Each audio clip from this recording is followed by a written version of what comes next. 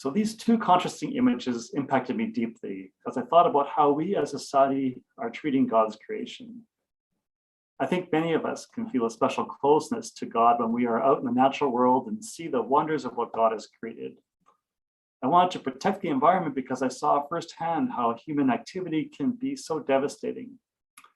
But those two childhood images, I also experienced something else when I grew up in Hamilton.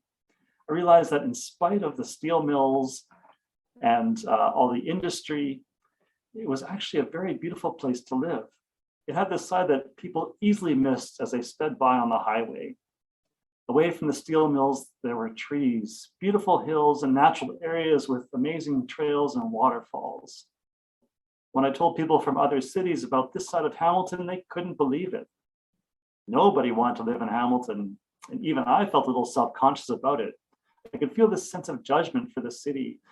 And that was even as people rode around in cars made from Hamilton steel, or they cooked on stoves made in one of the factories, or used toothpaste made at the local Procter & Gamble plant.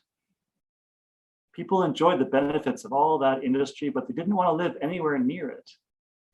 And they certainly didn't want to pay more so that the pollution could be reduced.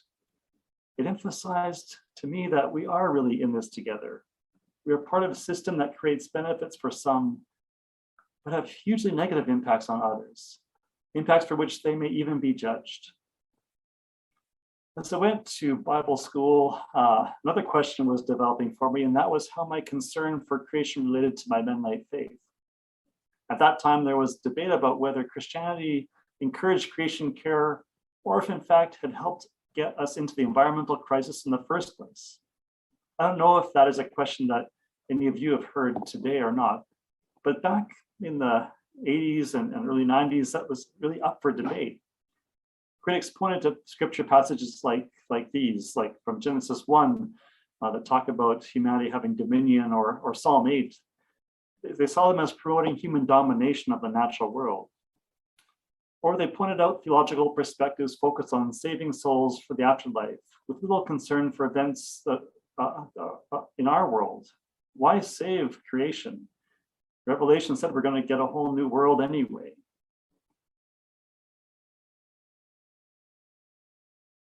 When I explored the biblical perspective and also a Mennonite approach to faith and the environment, I found a much different and more complex narrative than this one focused on dominion.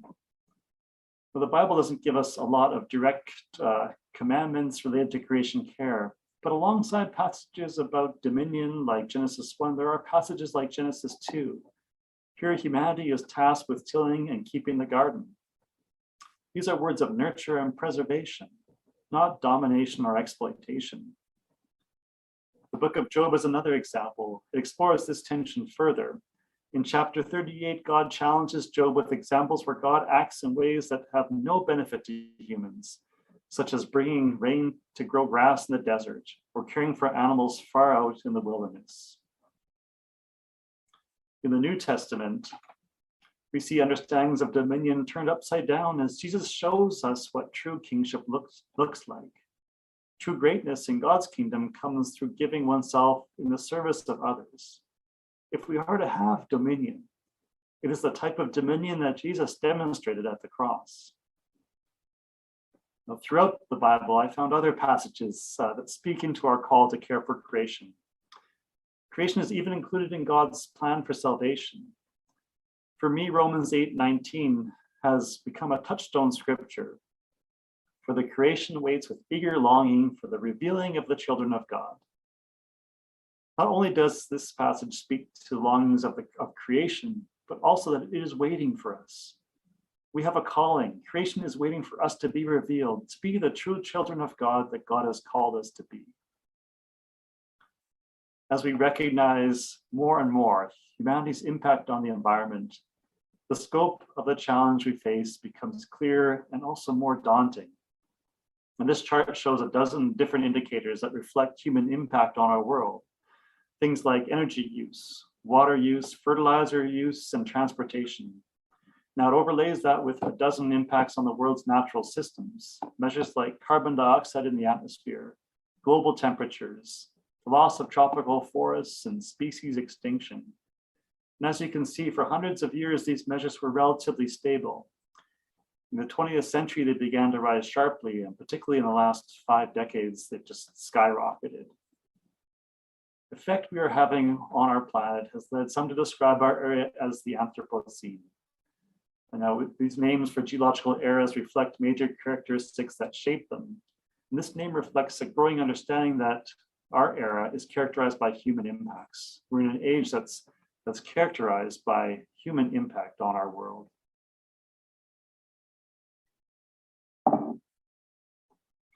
So how do we move to the transformation that's required? We can't just tape over our gas tanks and stop burning fossil fuels. I love this picture because it was a truck I saw just near my house. I'm going, how do they think they're running that thing? I also love this comic. It's the one person's wearing this shirt, Revolution Now, and the other has this shirt, Incremental Change at a Time That's Convenient. And obviously it's not being very effective. Neither approach seems to be working. This comic reflects my own dilemma.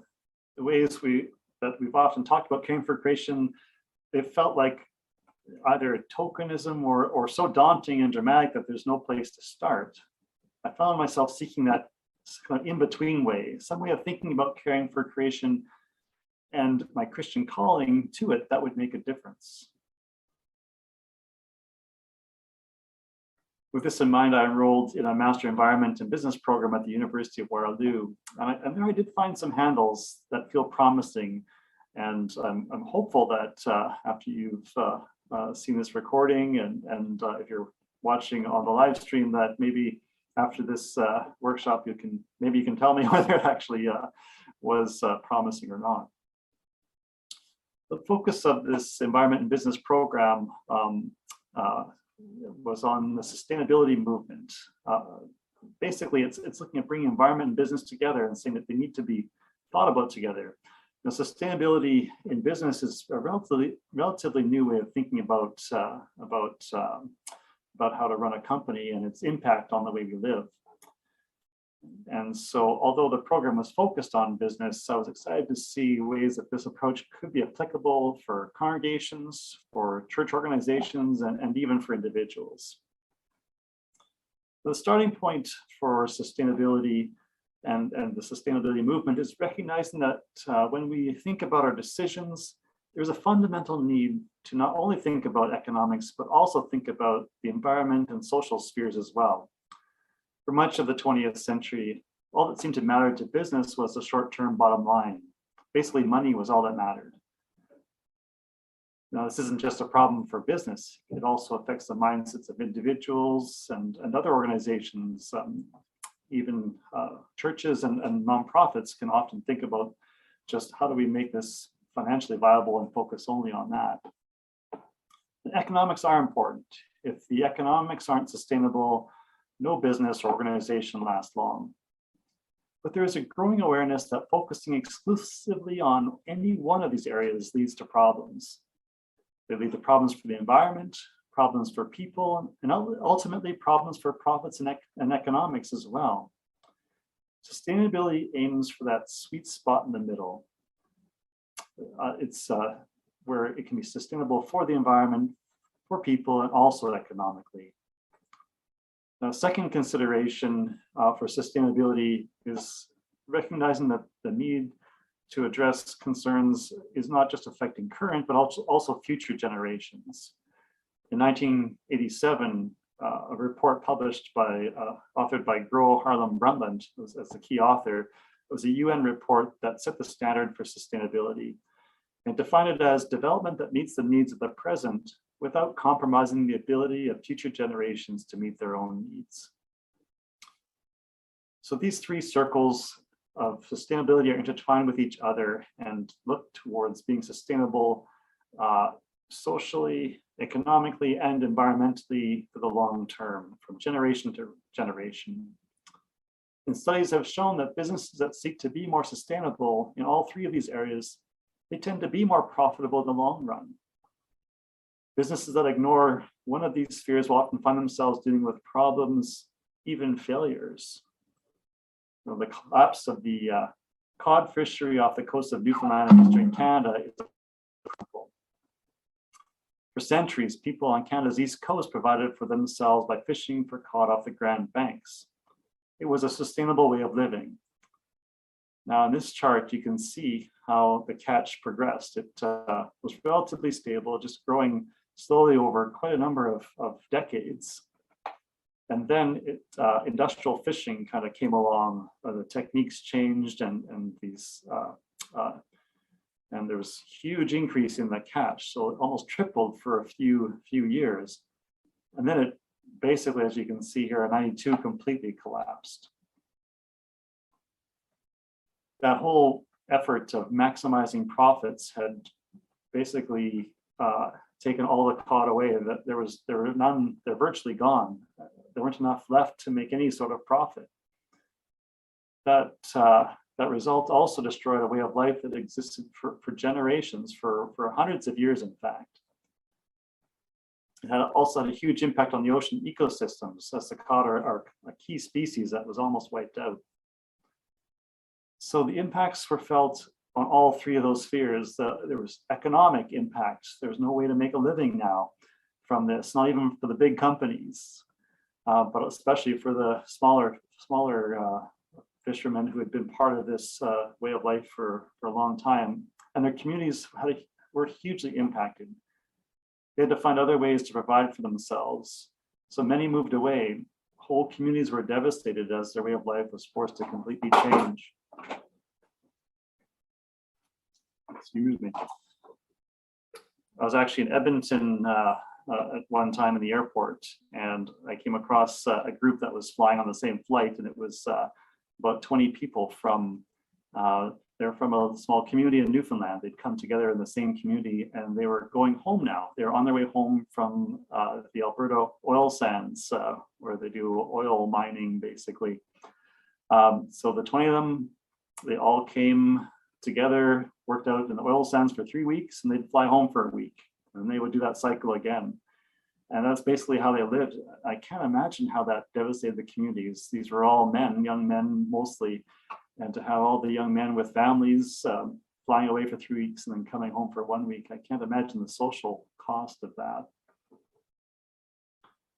There's one key takeaway from my studies, and that I hope you take away from this workshop, is that there are viable and joyful ways of living that not only take into account economics, but also take into consideration creation and community. Depending on our context, we do have choices. We have choices as individuals, and this matters more than we may think. We may have choices in which products we buy, like what do we choose, which options do we go for? If there's something more sustainable, do we choose that? Or do we just go with the cheapest one every time?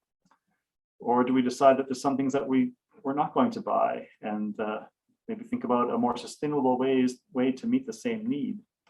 We make choices about which companies we support. Many publicize their sustainability goals and certifications. Maybe we decide to support one over the other because of their sustainability policies and approach. We may have choices of what kind of career we pursue, also we could decide which company we're going to work for. There's different ones that maybe have a better track record. We may have choices about how we vote, or how we might participate in advocacy, ways to push in a direction and to make it known that we care about the sustainability choices, the creation care, the community impacts, those types of things. Now this list is not exhaustive. There's lots of things we can do as individuals, and this list is also things that organizations can do. Organizations make choices about which products they buy, or which companies they collaborate with or support. So pretty much all these, maybe not the how we vote one, but pretty much all the others are ones that different organizations and companies can also take part in. There's also a couple of others that organizations can do, and that is incorporating sustainability goals into their own decision-making processes.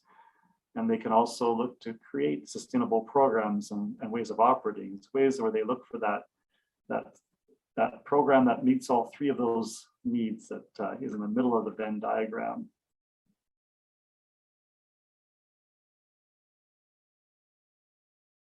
All of us can ask questions of ourselves. We can ask where we can include creation and community concerns in the choices we make. Our choices reflect our values. For me, it's a lot like our Anabaptist Mennonite calling to live for peace and to help people in need. These are callings that we live into because Jesus calls us to do so.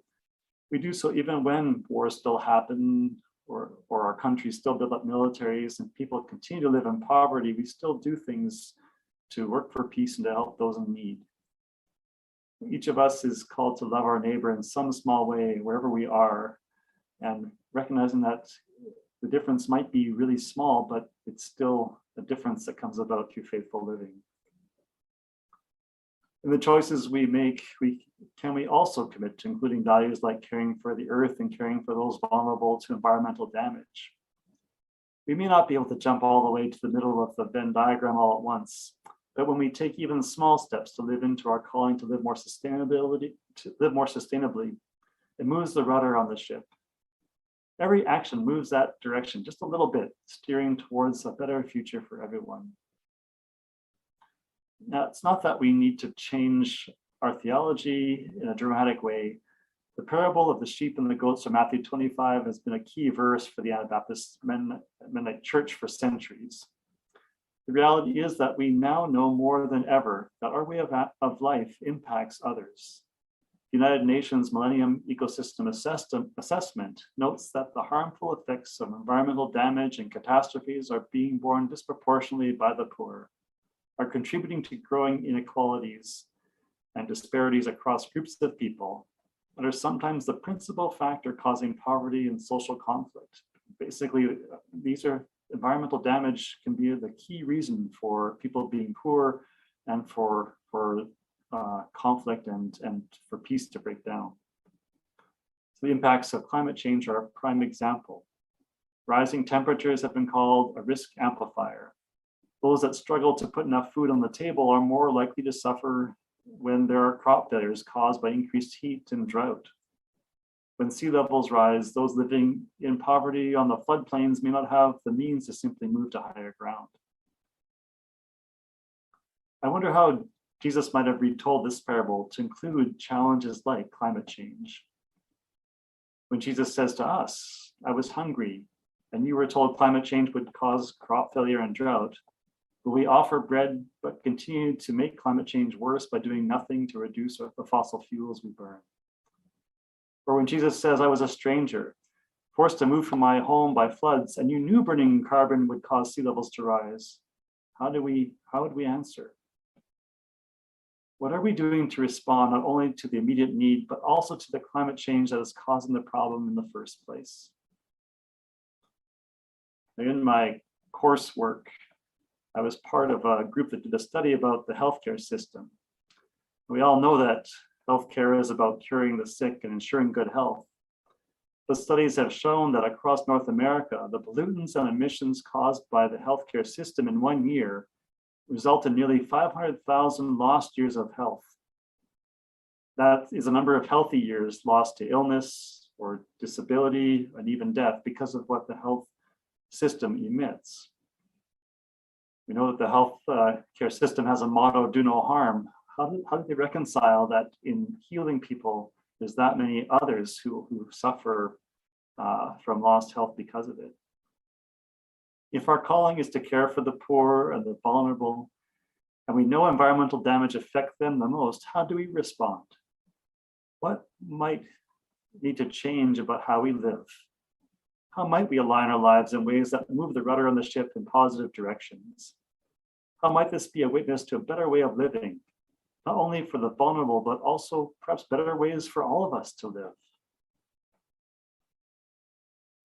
I've got a few steps I put together for just to think about this and kind of summarize some ways to move forward.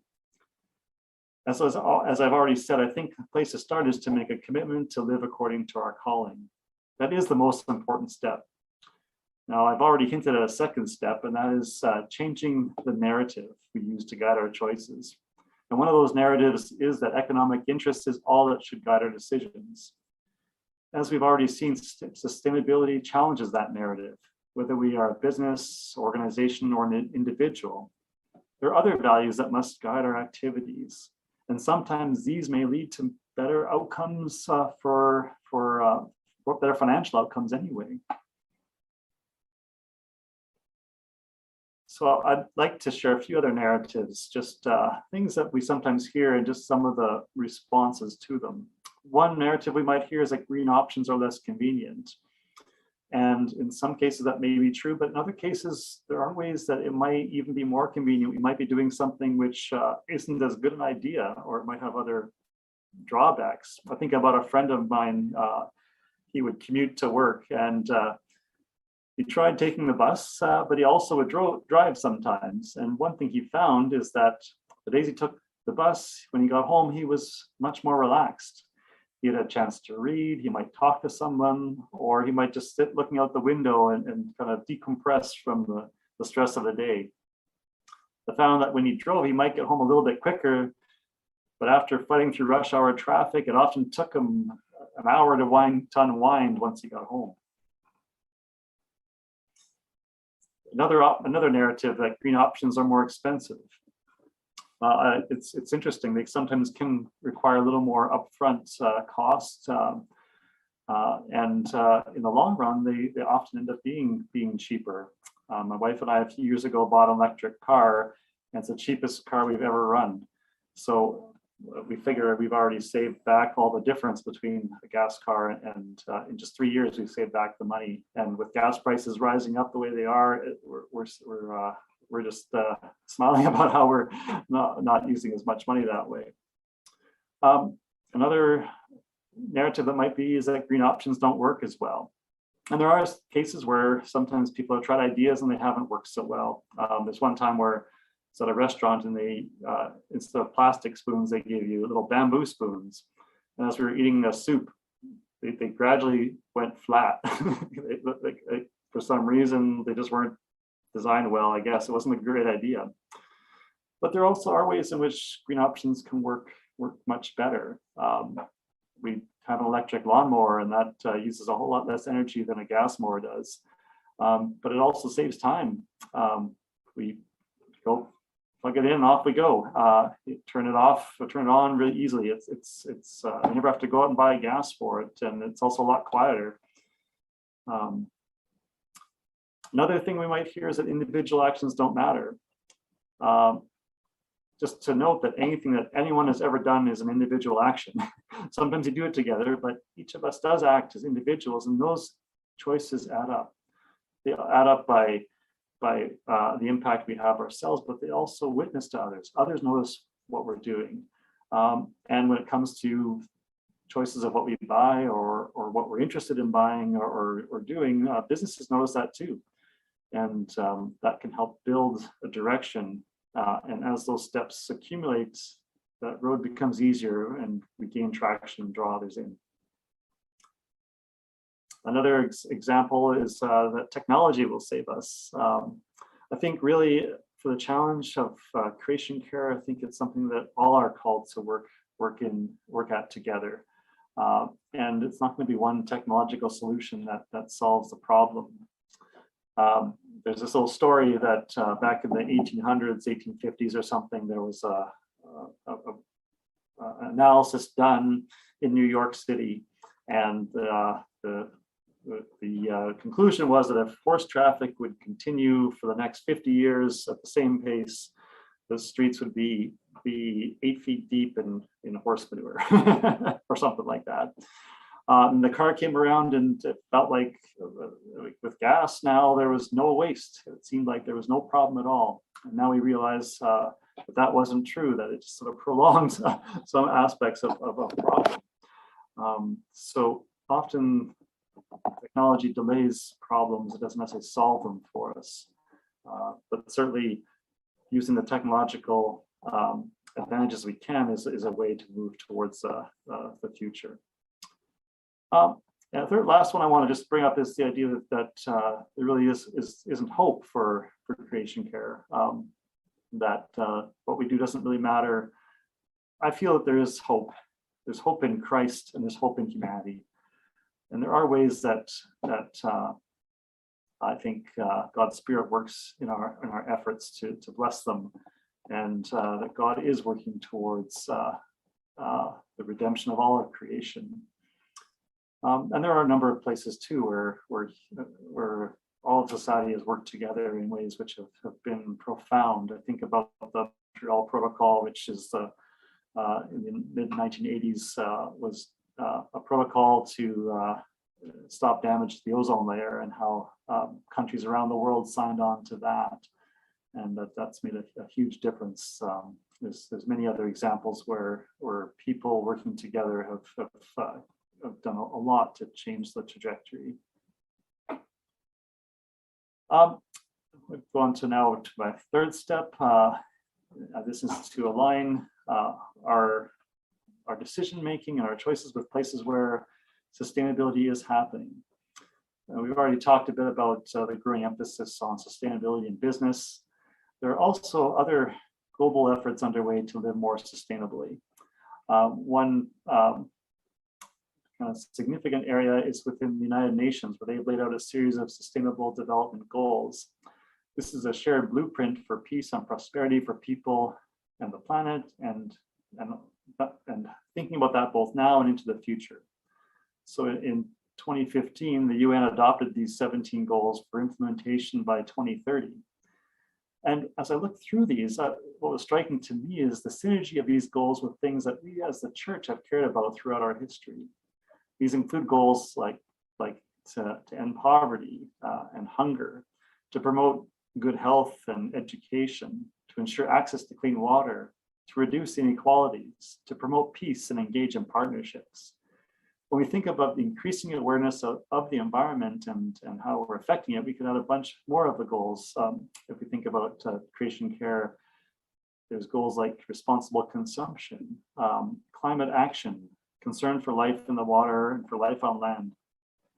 So these goals all seem to have at least some synergy with aspects of our faith. And if you go into the Sustainable Development Goals website, you can find all kinds of research and information about how individuals, communities, and organizations can be part of working toward these goals. And the Sustainable Development Goals are another way to help guide decision-making in the businesses that we support and the products that we buy. There are a number of online resources that help identify companies and organizations that are working toward these goals or are incorporating them into their business plans. There are other ways that people are thinking about sustainable development that align with ways that we have functioned as a Mennonite people in the past and could help guide us into the future. A booklet that came out in 2016 was called Breakthrough Business Models, and it talks about new approaches to business that help meet the Sustainable Development Goals. And when I think about it, though, some of these business models don't really seem that new. For example, in setting up a sustainable business, the authors suggest identifying a pain point being experienced in the world and then developing sustainable ways to address it.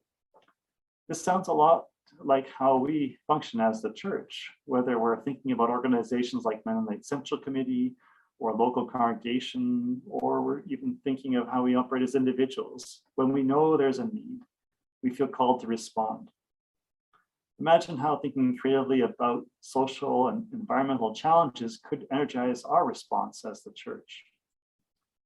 This booklet highlights two other approaches that may resonate for us as well. First is to think circular. For centuries, many Mennonites were part of farming communities, and they would work to improve the productivity of the farmland year by year, generation by generation. This is the way of living that various communities had developed around the world. They realized how what they did could leave a better environment for their children. At some point, economics moved to more linear thinking, especially in the global north.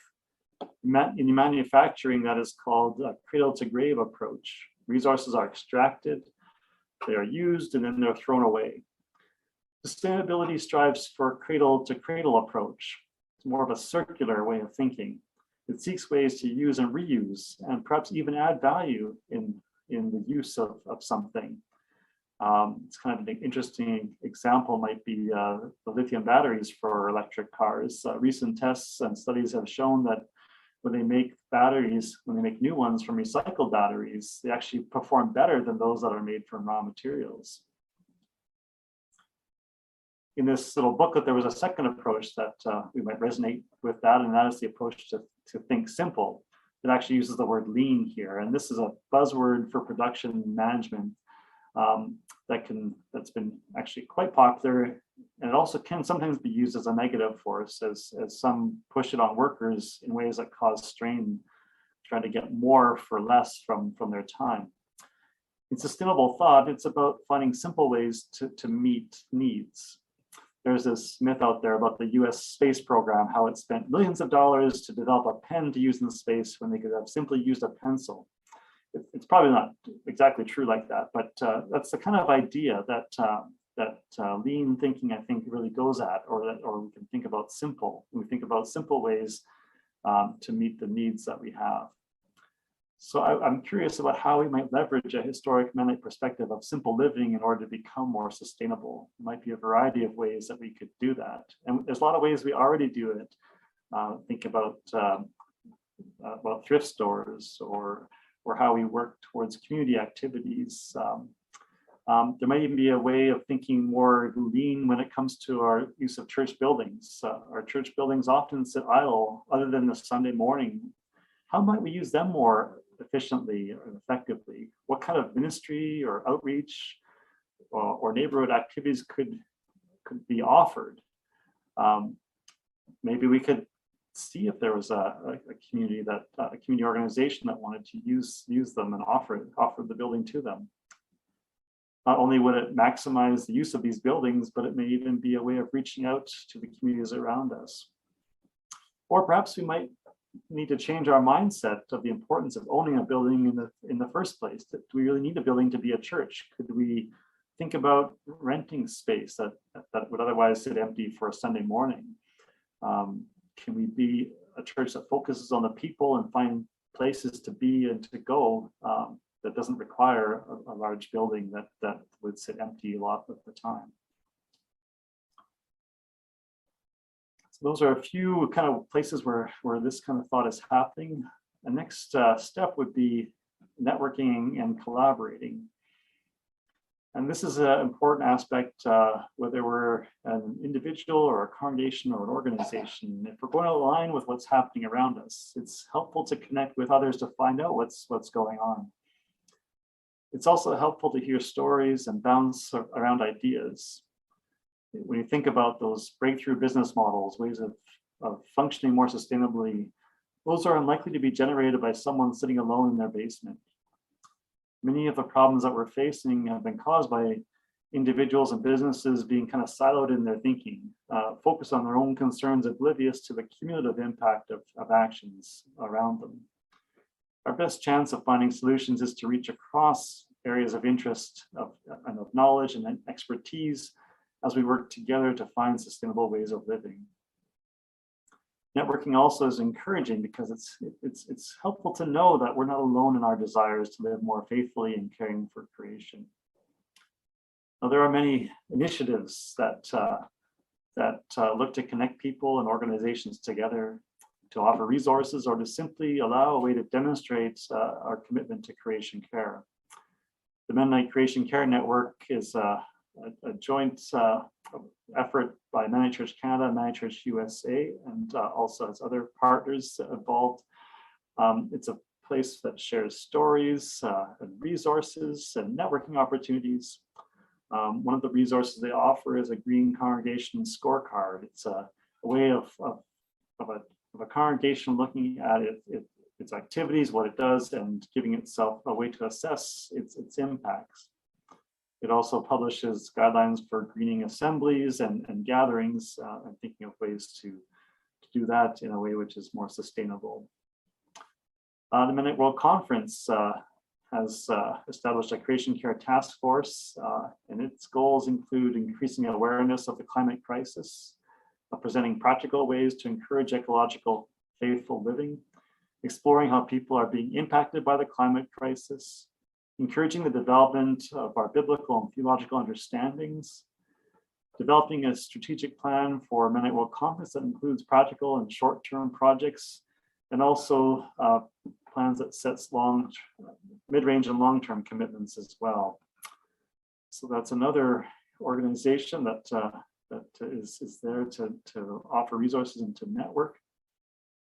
There are a couple of other examples on this page I'd like to highlight that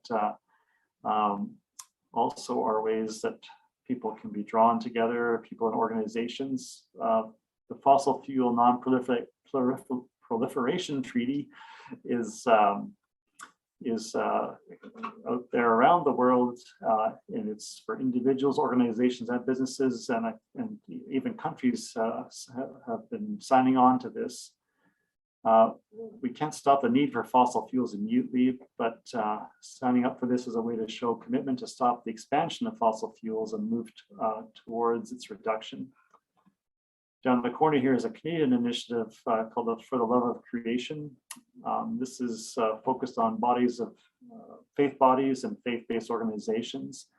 And by signing on, they can show their commitment to creation care. And the initiative looks to mobilize education, reflection, action, and advocacy for climate justice. There's some more examples of networking, collaborations, and frameworks as well. This God Green's Church Guide is for congregations seeking to better care for creation. It was a collaborative effort by Mennonite Church Canada Sustainability Leadership Group and students at the King's University, which is a Christian college in Edmonton, here where I live. The guide includes a flow chart of what congregations can do, sort of like a step one, have you done this? Yes, go here, no, go there. And it gives you ideas and ways to follow through on a plan to move towards ways to care for creation. This Center for Sustainable Climate Solutions is a US-based collaborative initiative. It's an effort by Eastern Mennonite University, Goshen College, and Mennonite Central Committee. And its goal is to lead Anabaptist efforts to respond to the challenges of climate change. Another way to both network and also to think about moving forward steps towards greater sustainability are certification systems. It's a great way to work towards concrete action. So for certifications, organizations would need to meet certain goals and criteria. For example, this climate smart certification involves regularly measuring CO2 emissions, setting goals for reducing those emissions, and working to make reductions. So being certified not only helps an organization take concrete steps by setting these goals, it also is a way to share that commitment with others, to let others know. It says here, we care about this and we are certified. So we have an outside organization that's helping to assess what we're doing and to give us guidance. So that's one way to protect against something like greenwashing, where a company might say we're doing something, but we're really not. So certifications help with the credibility in those efforts. So I'd like to share a fifth and last step of my five. Not those are the only steps out there, but these are ones I just thought I'd highlight. And it's leadership. It kind of brings us back to point number one. Leadership is about taking the steps needed to align our goals with our calling to care for creation. We might think leadership applies only to organizations, but I think many of the same concepts apply to each of us as individuals when we think about steps that help align our own personal goals. There's also an intricate relationship between leaders and followers. Each of us decides whose leadership we will follow. And so those things are linked together. So here are some examples of steps that are linked to leadership. I've talked a lot already about making overt commitments to sustainability. There's also the need to allocate resources. If we say that we're committed to climate change or to creation care, but we don't spend any time, energy, or money on it, not much is going to happen. How do we allocate resources? Say we're going to use financial time, other resources to make something happen. And that is part of that third step is steps leading to change. How do we make sure that we've are taking steps that will move in a more sustainable direction? Other points on there, networking, using frameworks and policies. I've talked a bit about that. Policy can be something that we decide as an individual. A friend of mine made a commitment that he wasn't going to fly if he could all use a different method of transportation. And so whenever he could, he would take a train or a bus or drive rather than take a plane if it was if he could do that in order to reduce some of the impact. I think the ultimate goal is to create that sense of a green culture and engagement. Once caring for creation and thinking about social impacts, once those things are ingrained in us, it becomes a lot easier to make choices. I might give an example of effective leadership in a business. This business is called Interface Commercial Carpeting Company. Back in 1994, they made the commitment to eliminate their negative environmental impacts by 2020. So they gave themselves that 25, 26 year kind of goal. This company had already sort of a business model that could be seen as a more green model. They specialized in carpet tiles, where you could replace just sections of carpet. So if you had like a large office building, you could take out the places where there was high traffic and put tiles in place and just replace those small sections that were worn out, not have to replace everything. And so they would have, they started to think about how they might do that. So they would also make sure they had designs that would be easily mix and match, that they wouldn't have runs that would just disappear so you couldn't find replacements for them. They looked at the materials that they used. They like to have reusable materials or recyclable options. One thing that they eventually did is that they created a market for collecting abandoned drift nets from fishing. They found that they could take those drift nets and they could recycle them into carpeting. Also focused on renewable energy and other ways like that to reduce the impacts that they had. So my understanding is that they did eventually become net zero in their emissions. By 2019, they were 1 year early to their goal. Now, the thing is that they didn't achieve this goal all at once. Back when the whole idea was first proposed, I'm sure it felt like it was impossible to think about.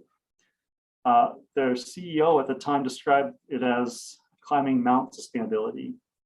It's like getting to the top of Mount Everest. They thought about there would be need for support, there would be need for strategies, they need to outline the route, they would need to make plans and set up camps along the way. There are two main things that need to happen though. One is to keep the eye on the goal, keep the focus on the goal, the idea to get to that sustainability mountaintop. And the other was to realize that you can only climb a mountain one step at a time. There's no other way to do it. So Interface Carpeting, as our flooring company, has now set a new goal of being a company that repairs environmental and social systems. So they've set a new goal for themselves. They've reached the mountaintop that they envisioned back in 1994, and now they've set themselves a new goal. And through this, they've been able to be quite a profitable company, and they've been quite successful.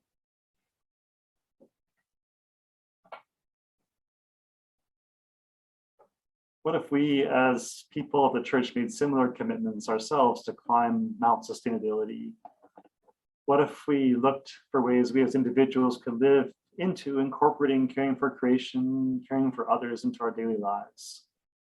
What if we made those considerations part of our culture?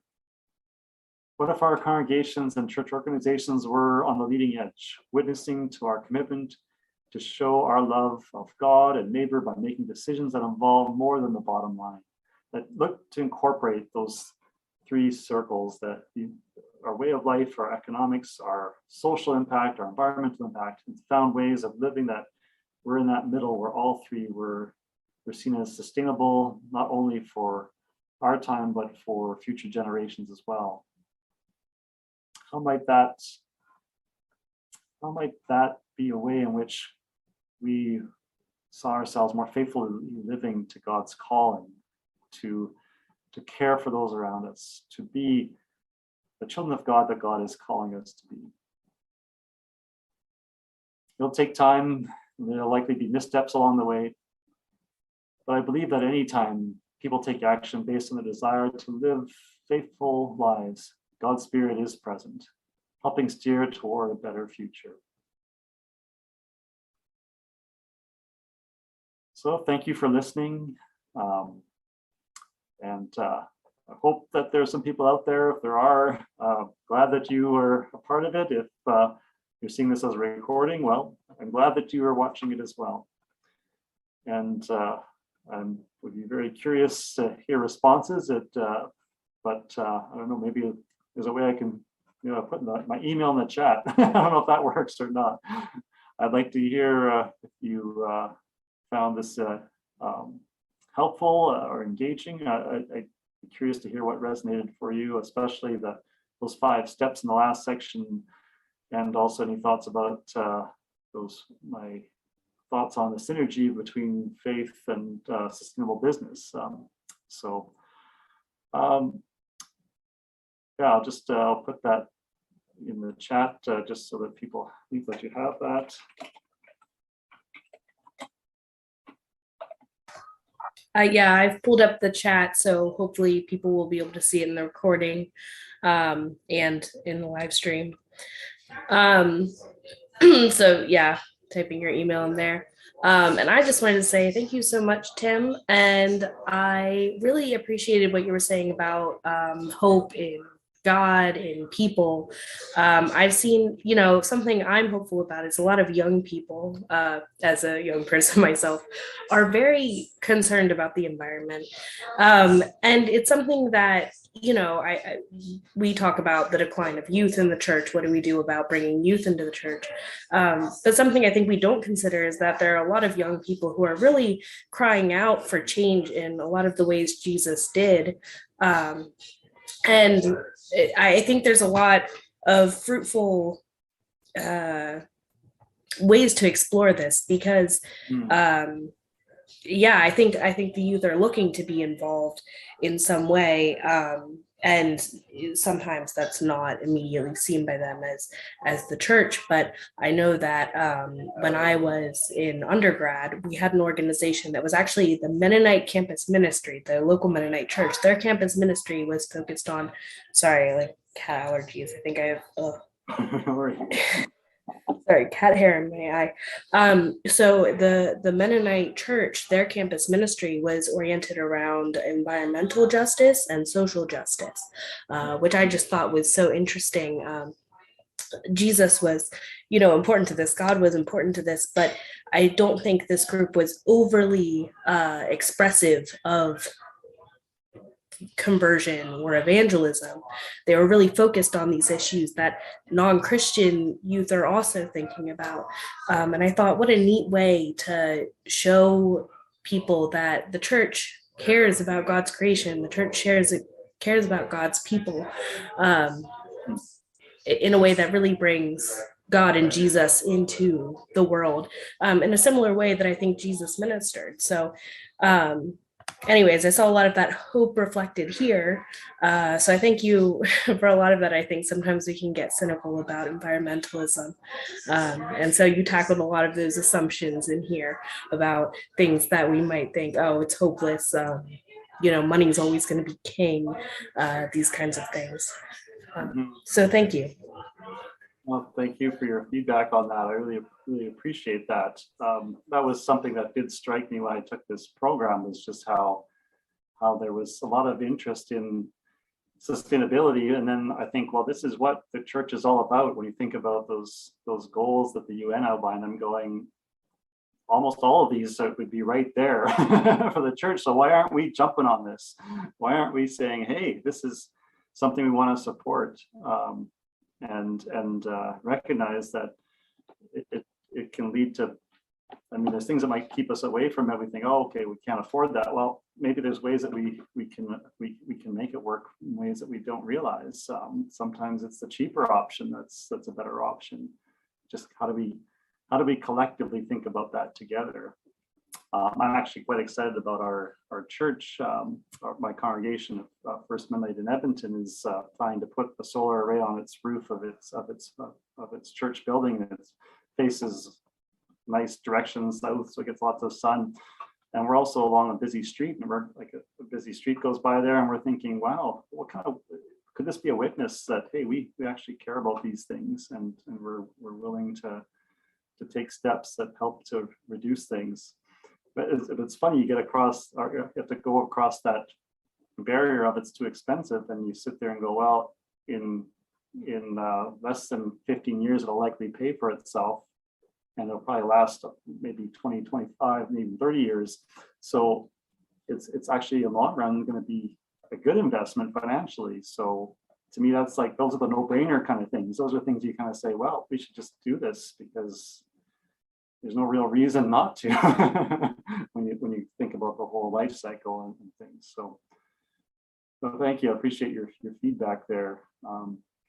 Yeah, anyone else that sees this and wants to give feedback, I'd very much love to hear from you. So thanks, Caitlin, for your help with this and being my audience, so at least the one I can see.